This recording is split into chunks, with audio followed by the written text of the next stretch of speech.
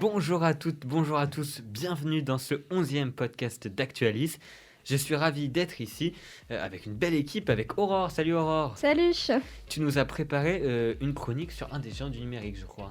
Oui, c'est ça, sur Facebook, ou plutôt Meta en fait, et je vous en parlerai un peu plus tard du coup. Ah, bah, ça a changé de nom, donc ça doit vouloir dire quelque chose, je suppose. Il y a aussi Pauline, salut Pauline. Salut. Et toi, avec ta chronique, on reste en Amérique, mais en Amérique du Sud. Ouais, c'est ça, on va parler de super moustache. Ah, ça donne envie, genre on veut savoir qui est super moustache. Et il y a aussi Manon qui est là, salut Manon. Hello. Tu nous as préparé une petite interview de qualité. Et enfin, celui qui a préparé le maxi quiz de cette semaine, c'est Matt. Salut Matt. Salut. Et il nous a dit avant l'émission que ce serait facile, donc retenez bien, ce sera facile.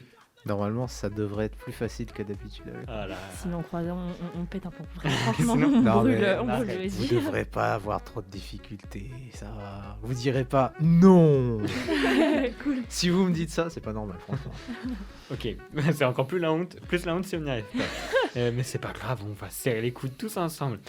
Et on va tout de suite commencer ce podcast avec la première chronique, c'est la chronique d'Aurore.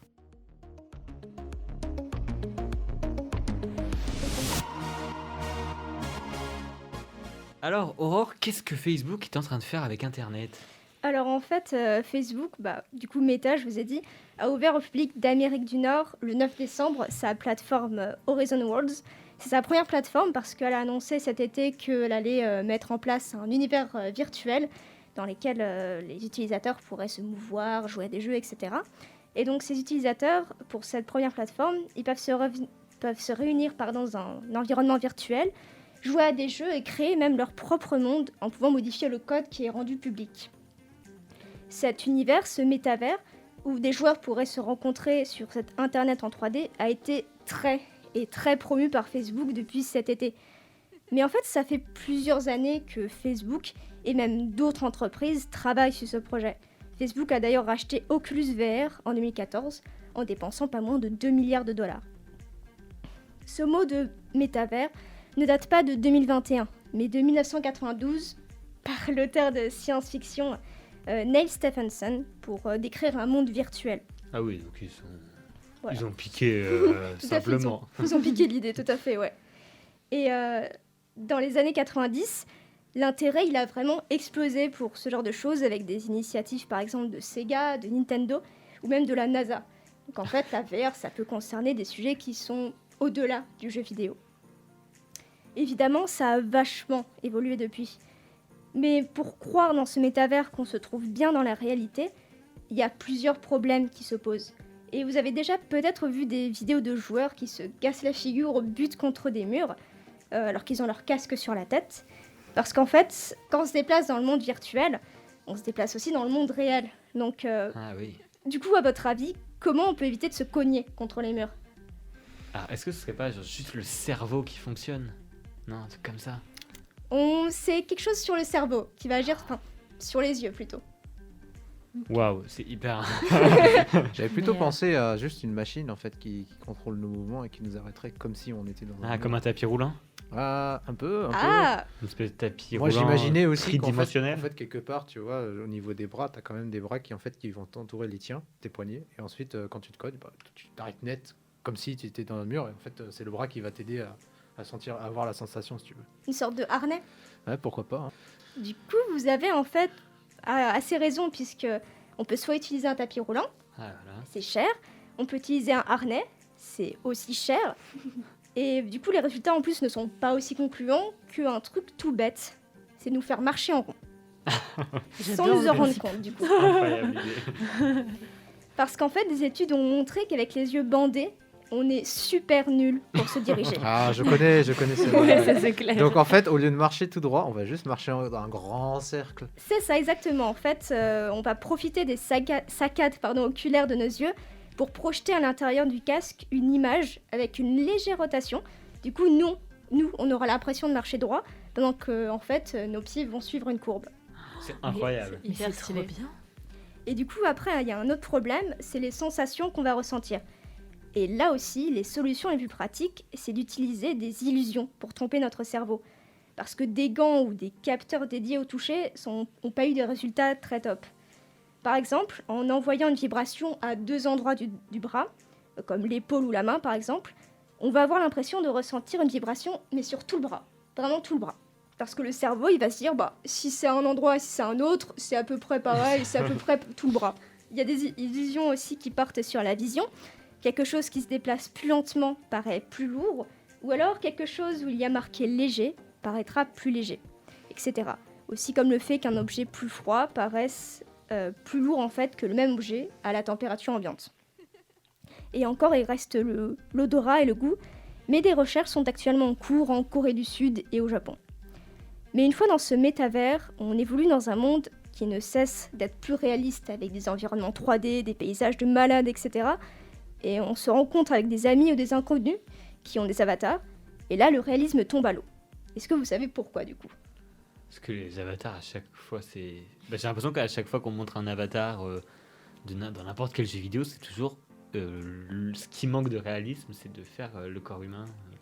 C'est Non. pas tout à fait ça. Oui, il y a un manque de réalisme. C'est qu'en fait, nous, on va déranger quand on va parler à quelqu'un sur tout ce qui concerne le non-verbal. C'est pour ça qu'on est autant dérangé quand on parle à un robot parce qu'il n'a pas nos micro-expressions de quand on parle à un humain. Et en plus, les expressions du visage avec les yeux et la bouche sont extrêmement difficiles à coder. Après, paradoxalement, plus un avatar est crédible, plus on va noter les petits trucs qui vont pas et qui vont nous mettre mal à l'aise. Donc c'est pour ça que c'est un peu paradoxal par rapport au fait du manque de réalisme, parce que c'est à moitié ça en fait. Ça fait plus c'est gros, plus ça passe. Quoi. C'est un peu ça, l'idée. En gros, Enfin, c'est un peu ça l'idée du coup. Non, pas vraiment, vu qu'on cherche quand même une quête du réalisme, mais c'est juste que c'est tellement compliqué à avoir que l'humain, on est tellement habitué dans notre vie de tous les jours à voir les micro-expressions que dès qu'elles changent d'un millimètre, je pense que ça marche pas. On le démarque, ouais. Ça se démarque. Et du coup, actuellement, les chercheurs ils se penchent sur la piste de filmer le visage et le corps avec une caméra carrément incorporée au casque pour retranscrire immédiatement les mouvements. On ne s'arrête pas, quoi. C'est ça, c'est dingue. Et surtout, il y a aussi quelque chose de super important, c'est à quoi ressemblera cet univers. Parce qu'en fait, c'est une question plus profonde que ça en a l'air. Parce que ce métavers, il va forcément reproduire la représentation du monde de certains individus. Des intelligences artificielles, en fait, ont eu tendance à être créées avec des outils de reconnaissance d'images calqués sur les repères de genre ou de couleur de peau des programmateurs.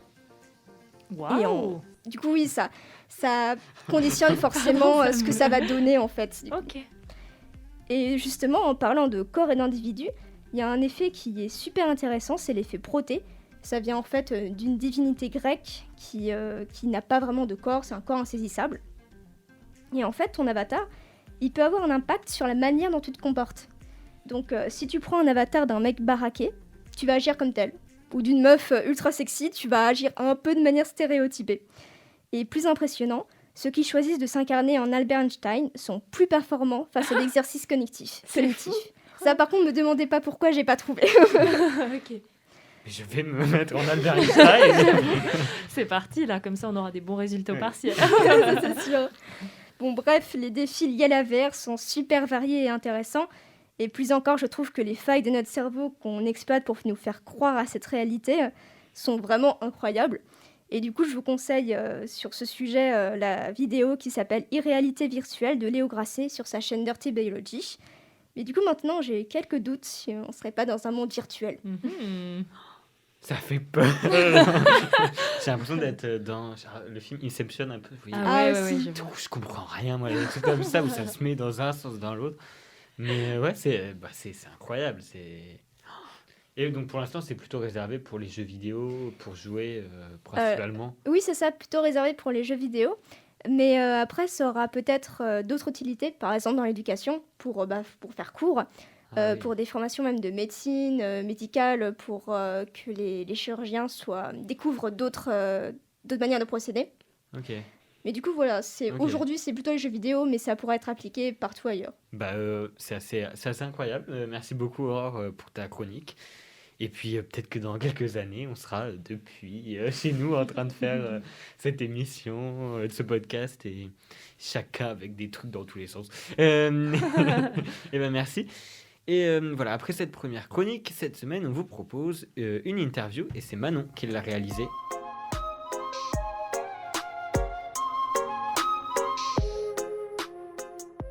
Pour l'interview du jour, je me suis promenée dans les jolies rues de Lille à la découverte d'intrigues, de nouveautés et de locales. Et figurez-vous que j'ai trouvé mon bonheur dans le quartier de Fives. J'ai poussé la porte pour Actualis d'une étonnante librairie-café. Aujourd'hui, du coup, changement de décor, je suis ici dans la librairie café Le Biglemois à Lille, c'est bien comme ça que ça se prononce. Biglemois. Biglemois. Alors plus précisément, du coup, dans le joli quartier de Fives en compagnie de Luc. Donc bonjour Luc, est-ce que vous pouvez vous présenter en quelques mots pour les auditeurs ? Bonjour, eh bien, pas de problème. Alors moi je travaille au Biglemois depuis la mi-août. Alors je suis là en tant qu'apprenti libraire. Donc moi je fais une formation à côté et en même temps je viens travailler en entreprise pour devenir libraire par la suite. Donc vous travaillez, vous êtes en entreprise ici dans une librairie café. Est-ce que vous pouvez expliquer un petit peu le principe de la librairie café justement ? La partie librairie c'est une partie librairie classique. Donc on vend du livre neuf. On a une petite partie occasion avec des livres à très bas prix. Et on a également du coup une partie café où on va pouvoir proposer différentes sortes de thé, du café, du chocolat chaud, des limonades et tout ça. Et alors la plupart des boissons sont à prix libre. Ce qui veut dire que voilà, c'est le client qui va, par exemple pour le thé ou le café ou les chocolats chauds, c'est le client lui-même qui va déterminer le prix qu'il trouve juste en fonction de ses moyens, en fonction du temps passé, en fonction de ses paramètres qui le regardent. Est-ce que ça fait longtemps que cette librairie est installée ici ? Alors du coup, ouais, ça fait un peu plus d'un an maintenant, c'est ouvert au mois d'août dernier. D'accord. Avec le confinement et tout ça, ils ont eu une période un peu compliquée où il y a eu pas mal de click and collect et tout ça, c'était un fonctionnement un peu différent. D'accord. Mais sinon, ouais, ça fait un peu plus d'un an que la librairie est dans le quartier du coup. Est-ce que vous organisez ici des événements, par exemple la venue d'auteurs ou des choses comme ça ? Ouais, tout à fait. Alors par exemple, toutes les 2 semaines, on a le mercredi à 11h30, on a des lectures pour les enfants. Donc c'est organisé par Philophile, qui est une organisation du quartier, une association du quartier, pardon. On fait aussi des rencontres avec des auteurs pour des dédicaces, des séances de lecture. D'accord. Donc pas mal d'événements finalement dans la librairie. Ouais. Est-ce que du coup la concurrence, dernière petite question un peu personnelle, n'est pas trop rude ? Par exemple, je pense notamment au Furet du Nord, qui est quand même une énorme institution chez les Lillois. Alors c'est vrai que c'est une bonne question. Après nous, alors même si on est à 2 stations de métro du Furet du Nord, on est quand même assez loin en fait. Le Biglemois, c'est la seule librairie de Fives, du quartier de Fives. Donc on est d'abord, nous, une librairie de quartier. On est d'abord là pour les gens qui nous entourent. Après la concurrence, très honnêtement, les clients répondent au rendez-vous en fait. C'est les clients d'eux-mêmes qui ont... alors c'est peut-être depuis le Covid, mais vraiment l'envie d'aider les commerçants, le commerce local. Le commerce local du coup. Le concurrence, oui, certainement, mais nous on le ressent pas particulièrement en fait. Et du coup, vous pensez que le fait d'avoir ouvert cette librairie où vous pouvez boire des cafés, des thés, etc., ça aide vraiment ou c'est juste un petit plus ? On est persuadé que c'est ce qui fait l'ouverture de la librairie en fait, c'est ce qui donne envie aux gens de venir y passer un moment, de venir flâner. Le livre, ça peut impressionner. Pour certains, il peut y avoir un rapport un peu élitiste au livre, et nous, on essaye au contraire de faire en sorte que tout le monde puisse venir passer un bon petit moment avec nous, que ce soit pour boire un thé ou que ce soit pour parler de livres. Donc en fait, c'est assez convivial comme endroit. C'est le but est là. Eh ben super, du coup merci beaucoup d'avoir accepté de répondre à ces quelques questions. On rappelle que la librairie café Le Biglemois est ouverte tous les jours, alors vous allez me dire si c'est bien ça. Du mardi au samedi et de 10h à 19h. Super, et comme ça on saura que les auditeurs pourront venir faire un petit tour. De mon côté du coup je vais vous laisser parce que j'ai un livre à acheter et un café à prendre. Merci Manon pour cette interview et on passe tout de suite à la deuxième chronique qui a été préparée par Pauline.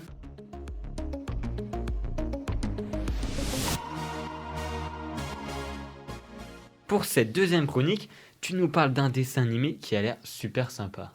Ouais, aujourd'hui je vais vous parler de super-héros, de dessins animés et de propagande. Ok, c'est un moins sympa.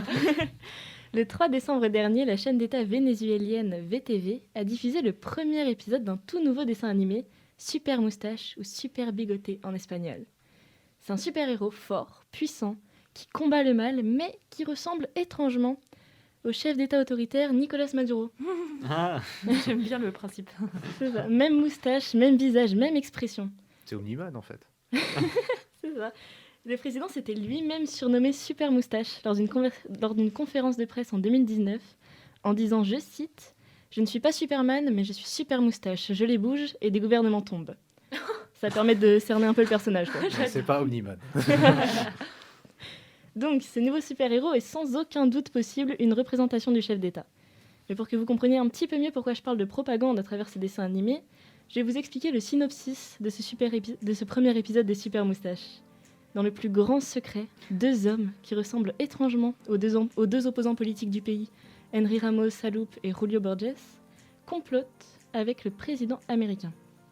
Alors, je vous propose un petit jeu pour deviner ce président. Je vous le décris et vous me dites à qui il vous fait penser. Un petit blond, un blond. Non. Bon, peut-être. Le regard espiègle, assis derrière son grand bureau, des cheveux blonds et un costume avec un symbole Illuminati. Ah, symbole Illuminati, on s'y attendait pas. Et ouais, c'est donc Donald Trump qui est montré dans ce dessin animé comme étant à la solde des théories complotistes. À l'issue donc de ce complot avec les opposants politiques, Donald Trump il décide d'envoyer sur le Venezuela un missile à ondes électromagnétiques qui coupe l'électricité dans tout le pays. Et s'il y a parmi vous des amateurs de l'histoire de ce pays, ça doit vous rappeler un petit événement qui avait touché la région il y a quelques années. Parce qu'en 2019, le pays il avait été touché par une succession de coupures d'électricité générale. Et les conséquences avaient été hyper importantes, encore plus parce que le pays traversait alors une crise économique historique liée à la chute des prix du pétrole qui durait depuis déjà 2013. Donc le pays il a été touché par une hyperinflation qui s'est accentuée avec les sanctions économiques imposées par les USA à partir de 2017, sous le mandat de Donald Trump, et une mauvaise gestion du gouvernement. À propos des coupures d'électricité, l'opposition a reproché au gouvernement un manque d'investissement dans les structures, et à l'inverse, le gouvernement accusait l'opposition d'avoir saboté les installations électriques, et notamment avec des attaques électromagnétiques. Donc tout est lié à ce dessin animé. Alors en réalité, la situation au Venezuela, elle est hyper complexe, et je fais des raccourcis énormes, mais l'idée générale, c'est ça. Donc, à présent, revenons à notre fameux Super Moustache. Il vient au secours de la population et arrête d'un coup de poing le missile, en rétablissant ainsi l'électricité et en détruisant le plan des méchants. Ça paraît un peu étrange dit comme ça, mais je vous jure que le dessin animé, il est vraiment hyper caricatural. Tout se déroule en moins d'1 minute 30, il n'y a aucun temps pour les nuances. Le dessin animé, il a eu un accueil assez mitigé, parce que d'un côté, beaucoup de personnes ont pris ça comme une sorte de blague, une caricature à pas prendre au sérieux, et franchement, vu la qualité, ils ont raison. C'est ça. Mais d'un autre côté, il y en a certains qui voient dans le dessin animé une tentative d'imposer la vision du gouvernement. Parce que, en vrai, les amateurs des théories complotistes, ils sont juste rassurés, et Nicolas Maduro, il est montré comme le sauveur du pays, seul contre tous. Aussi surréaliste que soit ce dessin animé, le message, il est en réalité assez subtil, et ça peut très bien fonctionner, encore plus dans un contexte aussi tendu que celui au Venezuela.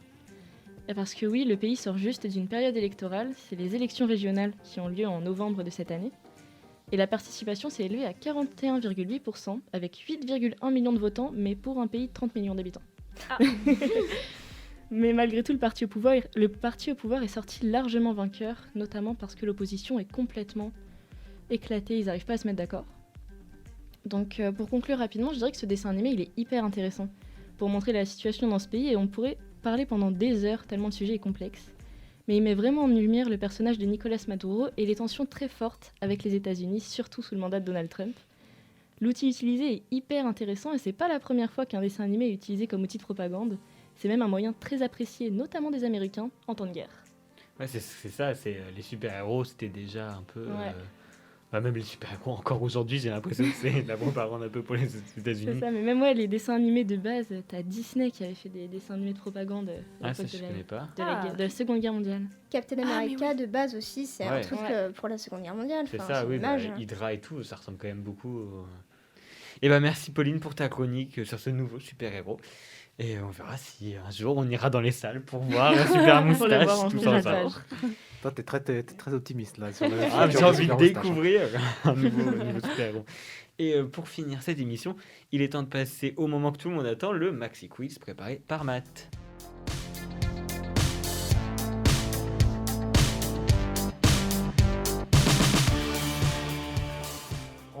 Je vais rappeler vite fait les règles. Il y aura 5 points à distribuer. Vous êtes 4 personnes. Il faudra donner votre prénom avant de répondre.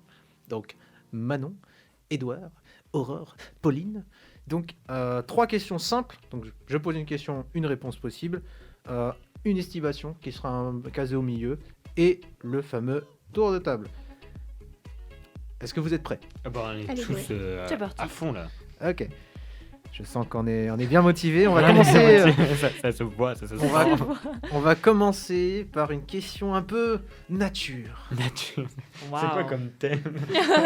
Écoute, je prends les thèmes que je veux. D'accord, je lui donne le thème que je veux. La question est assez simple à comprendre. Comment s'appelle le cri de l'âne? Ouais, une question Manon facile.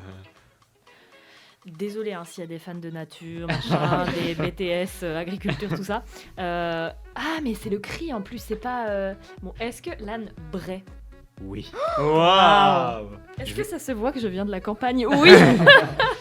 Vous voyez que c'est une question facile. Elle a répondu tout de suite. Bah, faut juste en fait avoir vécu à la campagne pour le savoir. C'est ça. Est-ce J'ai qu'on vient de vécu à la balancer une- campagne, Je ne sais pas. Je ne savais pas Est-ce que qu'on vient de tirer une balle sur Manon? Un petit peu. C'est pas grave, je le prends bien. Ça va, ça va. c'est un peu à la campagne. Aurore, Oui, fais oui, gaffe, c'est fais gaffe à tes prochaines chroniques. hein. Oh, ça va, j'ai des grands-parents fermiers aussi, donc ça va. Ah bon, bah voilà, tout va bien. Moi j'aurais dit qu'il hennit, mais c'est qui Mais hennit? c'est le cheval. Ouais. C'est Oh. le cheval qui hennit le l'âne bray, comme l'a dit Manon, et donc c'est le braiement, le cri. Le de- braiement, c'est. Ouais, le braiement. Mais comme tu as dit qu'il braie, Ouais, voilà, ça va. c'est- Je vais la laisser passer. J'ai pas l'impression que vous l'auriez trouvé. Pas vraiment, non. Voilà. Peut-être que si. Enfin, la remarque d'Aurore me fait croire que non, puisque elle n'a pas vécu dans les champs. Dans les champs. Non, mais moi non plus, hein, merci bien, mais Ah, je rigole. Dans la campagne. j'avais quand même un toit. Allez, premier point pour Manon. Tu Premier vivais dans point. ton tracteur. Exactement. S'il vous plaît, Entre s'il vous plaît. Des bottes de paille. S'il vous plaît, il faut qu'on passe à la question suivante. Je vais vous demander un peu une question de géographie. Je vais vous poser une question de géographie. Comment s'appelle la capitale économique du Sri Lanka? Oh non, C'est rigolo, pas ça. possible. Je Mais vous vous avez pas- hypothèse économique parce que j'avais même pas capital tout court. C'est la question piège du jour.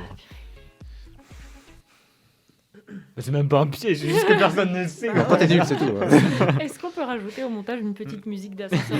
J'avoue, là, parce que Alors, on va réfléchir. Déjà, où est le Sri Lanka sur la carte? près de l'Inde, Première étape. À côté de l'Inde. C'est une île au sud de l'Inde, en fait. Ok, Voilà, je vous c'est dis. une île déjà. Après, c'est une île. C'est une île. Il y en a qui viennent de l'apprendre. Ah oui, je vois que vous êtes vraiment nul en Non, géographie. non, en on le plus. précise pour tout le monde. Voilà, exactement. T'es sûr, Edouard? Oui, oui, tout à fait. Jouez Petit avec tir. nous au jeu des capitales, les auditeurs. Balancez vos trucs sur Insta avec le hashtag Sri Lanka. Sri Lanka, pardon. Est-ce que c'est connu pour autre chose qu'être la capitale, quoi? Parce que, bah, on la Bah connaît non, en pas. fait, c'est super connu parce que la capitale est imprononçable. C'est pour ça que j'ai dit capitale économique. Ah, purée. Mais donc, la capitale économique est connue. Pas forcément. mais C'est le nom. prononçable en tout cas. Oui, il est prononçable. C'est le nom d'un inspecteur. Le seul truc que j'ai dans la tête actuellement, c'est Captain Marlowe. Je ne pense pas que ça va aider beaucoup. Non, c'est pas une bonne réponse. Donc on peut avoir un indice du coup.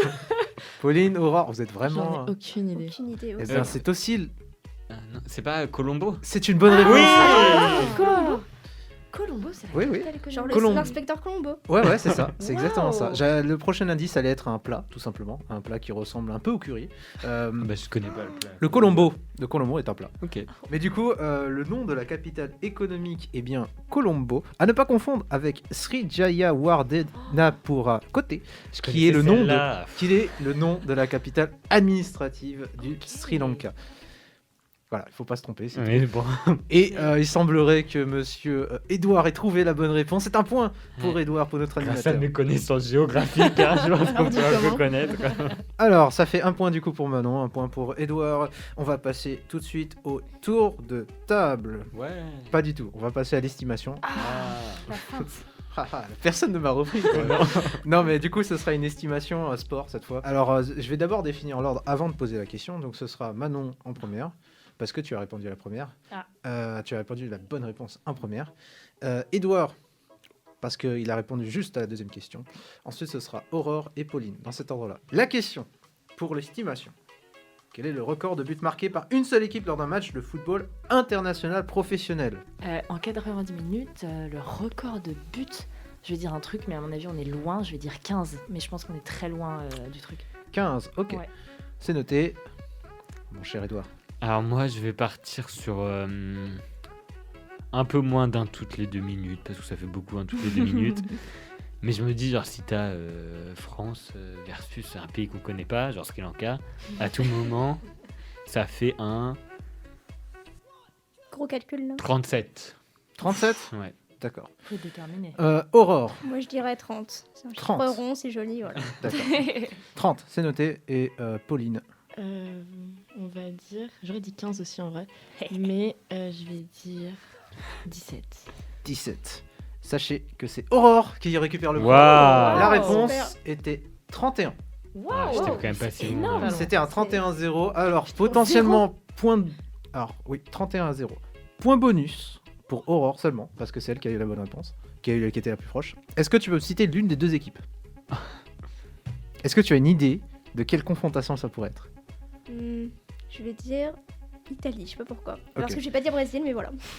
Bah, comme j'ai dit, c'est pas un cador, c'est l'Australie qui a mis la raclée du siècle aux Samoa américaines, qui venait tout juste d'intégrer les qualifications Océanie de la Coupe du Monde 2002, et ils se sont fait rétamer. En plus, Pour il le venait coup, ouais. d'arriver. Oui, ils venaient d'intégrer la FIFA, donc Petit 11, cadeau de bienvenue. Bon Voilà. accueil. Ils sont très vite repartis. Ouais. donc 11 avril. C'est con, mais on n'entend plus parler de la sélection. Donc Tu m'étonnes. c'est très triste. Il est super content. Non, mais c'est vraiment triste parce que du coup, la sélection elle n'existe plus au Ouais. football international, quoi. Donc du coup, ça fait le 11 avril 2001, l'Australie qui rétame donc les Samoa américaines 31-0 et qui va enclencher un petit mouvement, puisqu'en fait l'Australie va dès lors en fait pour les prochaines années, des années après, en fait, elle va changer de confédération tout simplement parce qu'elle est trop forte pour l'Océanie. Excusez-nous. Du coup, elle est- Moi, ça fait un peu se mal à pète quand même. hein. Donc du coup, l'Australie a rejoint la Confédération asiatique et du coup, le principal candidat en Océanie, c'est la Nouvelle-Zélande. Voilà, c'est la Nouvelle-Zélande.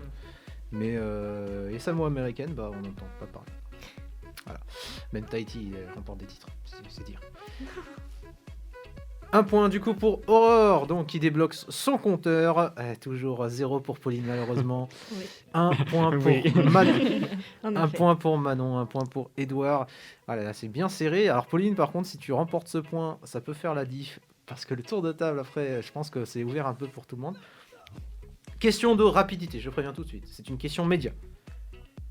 Je veux le prénom, votre prénom, avant de répondre, s'il vous ok. plaît. Oui, oui. Ok, j'étais- C'est très important. C'est C'est pour un mec et tout. Comment s'appelle l'actuel présentateur de Questions pour un champion? Manon. C'est Manon. C'était quoi la question? C'était le prénom, on est d'accord, du mec? Ou c'était le nom entier? Samuel. C'est pas fini. Edouard. Ah, c'est bon. Ah, elle a fini, elle a fini. Samuel Etienne. Etienne. C'est Samuel Etienne qui était la bonne réponse du coup pour Manon. Malheureusement, je t'ai vu Pauline. Je t'ai La vu, t'étais là. merde, Non, désolé. j'avais la réponse. Et non, c'est Manon qui a été la plus rapide. Et c'est Manon qui obtient le petit point supplémentaire. Ça fait plaisir, dis donc. Samuel Etienne, donc présentateur depuis 2016 de Questions pour un champion. Il remplaçait à ce moment-là Julien Lepers, journaliste aussi chez France Info et streamer de temps en temps sur Twitch. Il nous manque Julien Lepers. Ouais, mais moi j'aime trop Samuel quand Ouais, même. Samuel. Donc, Ouais, Ouais, mais c'est Samuel Pour Etienne. question pour un champion. Je regarde jamais. Alors moi, mes grands-parents sont des fans inconditionnels de cette émission, donc à chaque fois c'est le rendez-vous. Je dois Bah aller oui. boire le thé devant Samuel Etienne. Bah, au c'est milieu ça, des mais- champs, du coup. La campagne commandée. Je Allez. sais pas.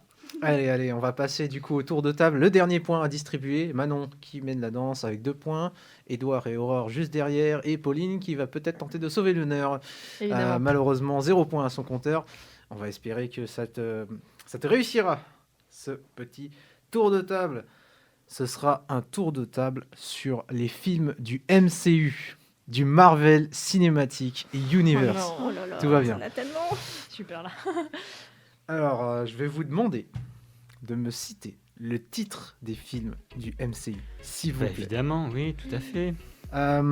Pour l'ordre, bon, je vous ai annoncé un petit peu, mais du coup, pour l'ordre, je vais demander à Pauline de commencer cette fois. Je vais faire dans l'ordre inverse, c'est-à-dire que c'est toi qui vas commencer. Tu es la dernière du classement, tu vas pouvoir avoir le choix. Tu es la plus Le mauvaise. Tu peux commencer. On dit ça, mais ça se trouve, ça va l'avantager. Oui, Mais du pas coup, tu auras le choix du premier film à citer, tout simplement. Ensuite, je vais dire Aurore et Édouard et Manon. Du coup, tu seras la dernière de la file sur ce tour de table. Pauline, s'il te plaît. Spider-Man.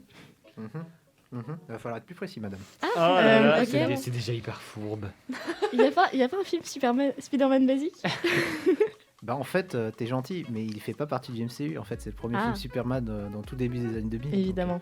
Donc, Oh, il- avec oui, je m'en rappelle de c'est l'acteur. Tobey Maguire Tobey l'acteur Maguire. et le réalisateur c'était Sam Raimi. Sauf que du coup, faut bien les différencier les Spider-Man. Et Donc oui. il y a déjà un sous-titre.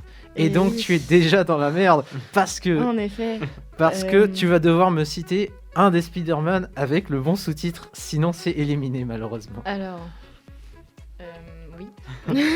Il y en a un qui sort en plus cette semaine, donc tu Ouais, veux pas je trop le sais. rater celui-là. Mais en plus, j'ai des pubs partout, hein, mais j'ai pas des pubs pour le titre. Non, bah Spider-Man Multiverse, un truc Non. comme ça. Non, bah non. Non. C'est pas lui qui est concerné en plus par le multiverse. je Et sais malheureusement, Pauline est déjà éliminée parce qu'elle a tenté un guess. C'est un échec.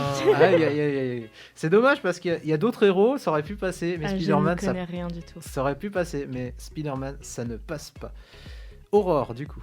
Je vais penser à les Gardiens de la Galaxie, mais je sais pas si c'est Marvel. Oui, c'est les Gardiens de la Galaxie, c'est bien de Marvel.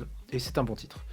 Oui. Bravo. Je suis sur le seul qui Félicitations. n'a même pas de sous-titre, génial. Du Oui, coup, c'est ça. Le premier n'a pas de sous-titre, c'est Ok. juste les Gardiens de la Galaxie. Donc vraiment, les autres en auront pas exactement, mais ils auront un petit truc en plus. Mais les Gardiens de la Galaxie est une bonne réponse. Edouard, s'il te plaît. Et ben moi, je vais me tenter sur les Spider-Man. Et alors, c'est en anglais les noms. Et alors, je pense qu'il y en a un qui s'appelle Spider-Man No Way Home. Oui, c'est celui qui sortira cette semaine. Voilà. Donc je le compte dans cette ligne parce que bon, vous en avez entendu parler logiquement. Tout à fait. Et il est peut-être déjà sorti dans d'autres pays. Tout à Non, fait. je rigole. Quand le podcast sortira, il sera déjà sorti, évidemment. On est mercredi. Il sort Ou quand, mercredi là passé. Il sort ce mercredi, justement. Ah, Il sort ce mercredi. C'est pour ça que j'ai dit cette semaine, ah oui, franchement. ok. Mais du coup, Spider-Man No Way Home, c'est une bonne réponse. Manon, s'il te plaît, il me faut une réponse. Ant-Man et la guêpe. Oui, je vais accepter cette réponse. C'est une très bonne réponse en plus. Manon, toujours en course. Aurore, à ton Oh là tour. là. Je vais encore tenter les Gardiens de la Galaxie, mais je crois que c'est Vol 2, le titre. Ah, c'est une bonne réponse. Wow. Volume Wow. 2 ou Wow. Vol 2, comme on l'écrit. Voilà. Voilà. Mais du coup, c'est une bonne réponse pour Aurore. À ton tour, Edouard. Et moi, je continue sur les Spider-Man. Et je vais dire Spider-Man Far From Home. C'est une bonne réponse Oh là aussi. là. C'est le deuxième film du MCU sur Spider-Man. Manon. Doctor Strange. C'est une bonne réponse. Doctor Strange. Avengers. Avengers. Ah, purée. Et oui. Et oui, le premier film Avengers est appelé Avengers dans la version française. Puisque c'est pas exactement comme ça qu'on l'appelle dans la version anglaise. On l'appelle Marvel's The Avengers. Mais bon, en français, on dit Avengers parce qu'on en a rien à faire. Oui, tout à fait. Et puis de toute façon, tant qu'il y a le mot Avengers, ça vend. Édouard, à ton tour. Avengers, l'ère d'Ultron. Oui, c'est une bonne réponse. C'est même le titre français. Manon. Venom, j'espère qu'il y a un Non, il fait pas partie du MCU. Oh non. Quoi Non, c'est pas Allez, vrai. ciao. C'est C'est dommage. c'est un film Sony. C'est Ah un bon film Sony, c'est pas un film Marvel. Oh, déception. C'est pas un film qui est considéré comme par exemple partie du MCU malheureusement. Ah, je suis triste. Franchement, Il est pas remboursé. Il n'est pas produit par Marvel, il a juste le label parce que c'est un personnage de Spider-Man, c'est tout. Mais je vous jure, Spider-man, c'est vraiment un terrain glissant. hein. Ouais. Jamais y aller. Le boycott, c'est fini, terminé. N'allez pas voir ce film. Surtout pas, ne donnez pas de fric. Ouais, malheureusement, c'est une mauvaise réponse pour Manon. Aurore. Alors, j'avoue, j'ai plus d'idées qui me viennent. J'ai la... Ah tiens, la veuve... Non, je sais plus le titre en anglais, mais du coup j'ai trouvé. Pas de Black Velvet. Oh non. Non, c'est pas Ah, Marvel. c'est fini, non, c'est fini. Là, Ah, du coup, c'est c'est quoi une déjà mauvaise réponse. Ah merde. C'est- La dame, Non, je n'aurai pas la non. réponse tout de Ok, suite parce que d'accord. je veux qu'Edouard ait une réponse aussi, mais Ok. J'en ai euh, plein. t'inquiète pas. Mais c'est pas de Black Velvet. Je sais plus le nom en anglais. Malheureusement, voilà. c'est pas Je du sais tout plus. une bonne réponse. Edouard, est-ce que tu veux confirmer ta victoire Ah ouais, confirme j'en ai plein, vraiment. Oh là là. Ouais, ouais. Ça me Bah alors, promet. c'est Black Widow. Black Widow, Voilà. putain. Il y avait Black dedans, mais je sais plus. Je sais Black plus quel- Widow. Après, il y a voilà. encore tous les Avengers, Endgame, Infinity War, Ouais. Oh là là, Captain mais oui, America Endgame. Civil Super. War. Oui. Non, mais Après, alors ça, j'étais pas sûr, donc je l'ai pas dit, mais Iron Man, je crois que le 2 s'appelle Iron Man 2 Oui. et Iron Man 3. Le premier s'appelle Iron Man aussi. Hein. Oui, voilà. C'est dans la Oh, même putain. logique, c'est Iron Man 1, 2, enfin Ouais. Iron Man, Iron Man 2, Iron Man 3. Donc voilà. Voilà, donc en fait, Edouard était juste au-dessus, tout simplement. Donc fin du quiz. Du coup, c'est terminé. Fin du quiz. Voilà, au revoir. Voilà, on peut en rideau parce que franchement, c'est un peu décevant que ce soit lui qui Oh, gagne. ouais. Non, j'ai quand même. c'est pas grave. Oh, bah, Bon, je pensais j'en pas, j'ai dit connaissais oui. plein. Ouais, c'est ça. Non, mais du coup, c'est un point mérité pour Edouard qui remporte du coup ce tour de table. Et malheureusement, bah, c'est déjà la fin de ce maxi quiz. Oh, Pas de vainqueur unique. Manon et Edouard qui finissent avec 2 points chacun. C'est déjà bien, un bon franchement. combat. Voilà, exactement. Voilà, Fair c'était play. un combat, un bon combat, c'est vrai. Franchement, c'était bien sympa de voir que les connaissances de Edouard étaient très bonnes. Surtout sur l'inspecteur Colombo. C'est vrai. 2 points du coup pour Edouard et Manon qui se terminent à égalité. 1 point pour Aurore avec justement avec son estimation sur le nombre de buts marqués. Et malheureusement pour Pauline, 1-0. C'est un gros succès. Ouais, surtout le tour de table, ça a été assez Rapide. On a assez pu voir ma rapide. culture en C'était cinéma. moche. C'était moche. Du coup, c'est une fin de Maxi Quiz. Alors, Edouard, je te rends la main. Eh ben, merci Matt pour ce maxi quiz. Merci à tous, merci Aurore, merci Manon, merci Pauline et merci Matt. Merci Marie pour le montage. Merci à vous d'avoir écouté ce podcast, j'espère qu'il vous a plu. Et si c'est le cas, c'est comme d'habitude, hein, n'hésite pas à partager et à aller voir sur les réseaux sociaux d'Actualis, Twitter, Instagram, Facebook, où vous pouvez retrouver tous les jours un mini quiz d'actualité. Merci beaucoup et à bientôt. Salut! Salut. Allez.